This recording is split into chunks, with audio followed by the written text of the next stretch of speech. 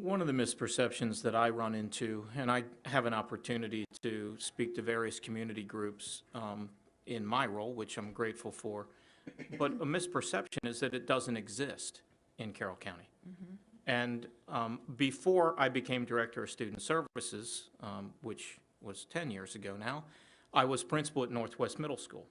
And I can tell you that I was excited when I was appointed as principal at Northwest because at Northwest Middle School at that time, we led the county among middle schools in the rate of poverty.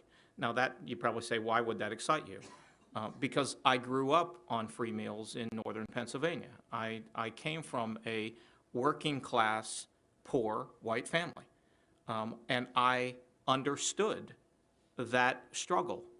And I saw what education did for me and the opportunities and the influence my teachers had on me in regard to thinking beyond, as one teacher put it, thinking beyond the end of my nose and looking ahead at possibilities for me in my future.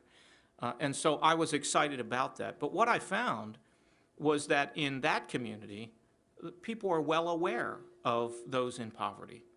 But in my role as Director of Student Services, there are other parts of our county that the constituents aren't aware of that. There's nothing worse than being a poor kid in a school where there's only 1% of poverty or 5% of poverty.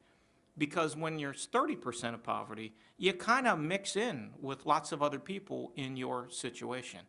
And so that's one of the challenges that I see, is that much of our community doesn't see it, doesn't accept it, or doesn't understand that it exists, and that in every area of Carroll County there are those living in a situation where their means don't meet their needs.